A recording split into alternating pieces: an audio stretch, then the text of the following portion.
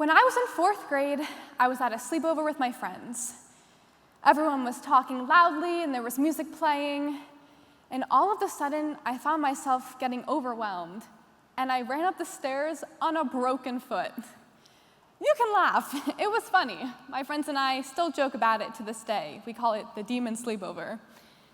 But years later, I realized that what happened was actually a sign of autism, sensory overload.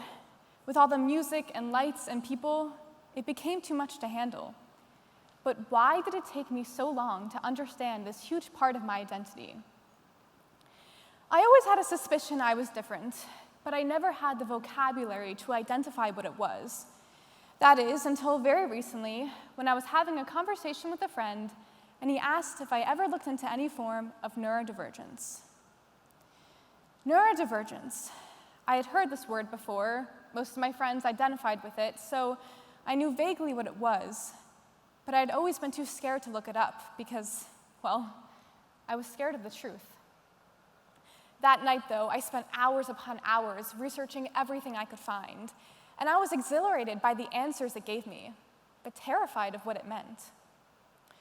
Divergence, defined as the point where two things split off. This definition seems so final and negative. Neurodivergence, people whose brains function differently in one or more ways than is considered standard or typical. Different, yes, I was different, I knew that. But now I had the vocabulary to give myself an identity, an opportunity to connect with a part of me I hid from myself and society. I realized that things I've done my whole life were actually traits of autism. I've always been bad in social situations, prone to sensory overload, and much, much more.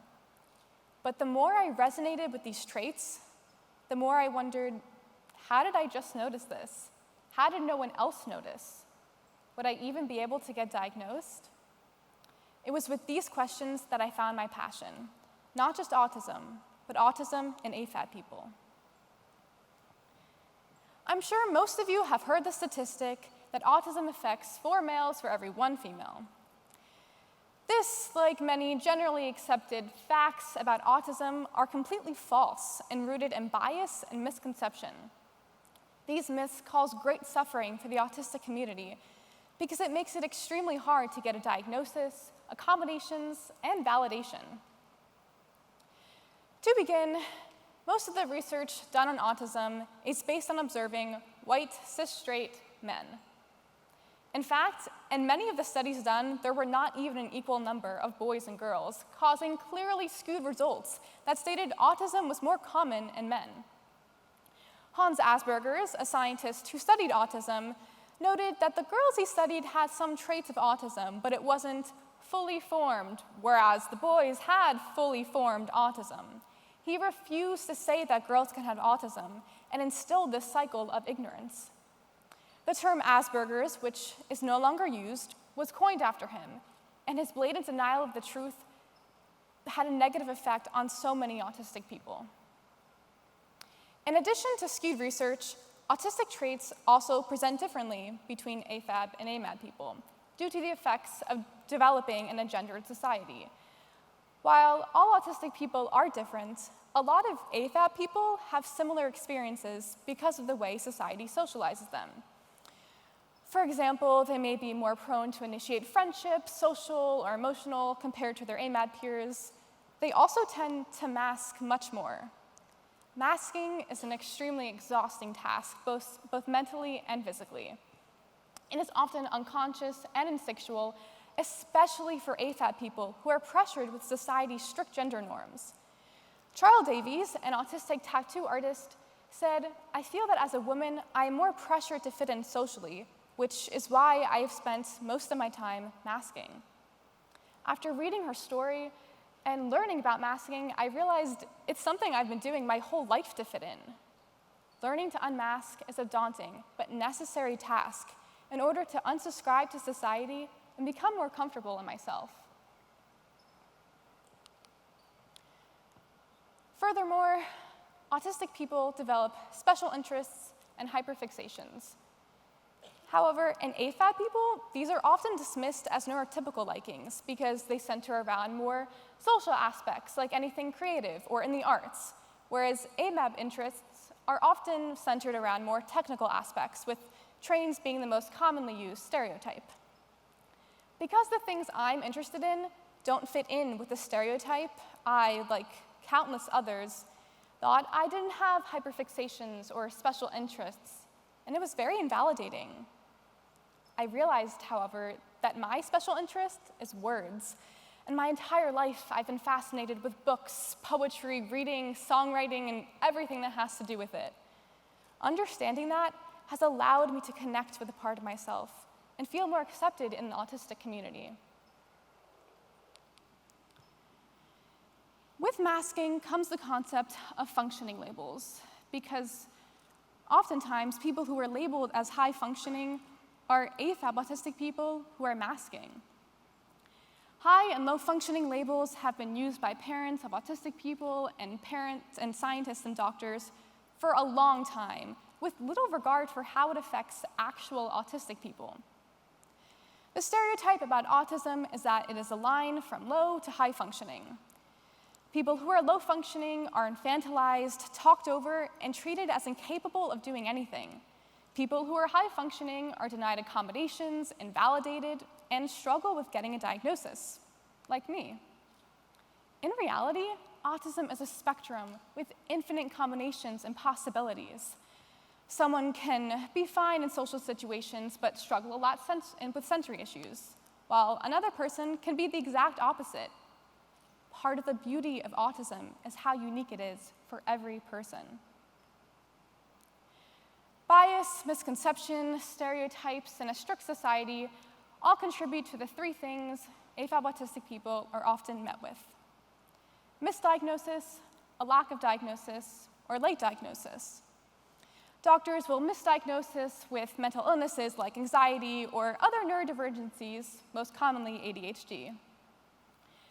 Dr. Camilla Pang, an autistic scientist and author, explained, "I feel autistic women are more likely to be described as anxious and an autism diagnosis overlooked, since it can challenge gender stereotypes, therefore showing how because of those strict gender roles, AFAB autistic people are ignored."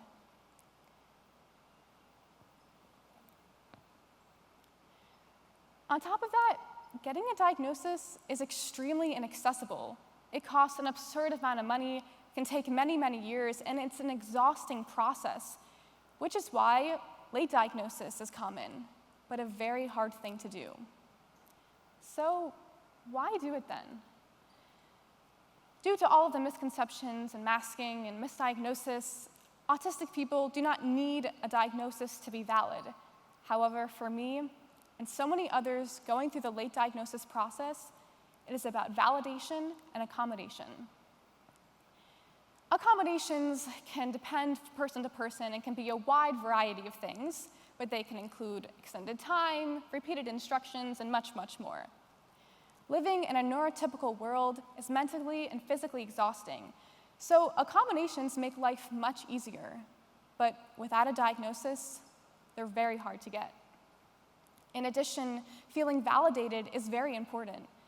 Society invalidates the experience of autistic people, especially AFAB autistic people. Getting a diagnosis significantly helps with that lost feeling because it allows us to confidently identify with something that explains behaviors and provides answers. Although I may not have always realized it, my entire life I have struggled with feeling different. I did what society expected of me. My performance was so good, I fooled myself. Educating myself and others on the autistic community has brought me so much joy and connection. I've grown to love how deeply I feel. My autism has given me the ability to move people with my words and poetry and songs. Even if I have trouble verbally communicating, with a pen and paper, I can make connections and describe things in a way that most people can't. My life, and so many other autistic lives, exist in the space between. The answers may be written on the lines, but the real wonder lies where others can't see. By shattering the lens of misconception, bias, and stereotypes, it is clear that every autistic person has the ability to achieve greatness, if only society didn't limit our potential. So, with my new knowledge and voice, I'm ready to learn who I am without masking, to give my body patience and forgiveness, to show how beautiful myself and others are, and to redefine stereotypes. Divergence, defined as the point where two things split off, but this time, not a finality, a beginning. The dictionary gives an example of divergence. It states, you have to make a choice about which way to go.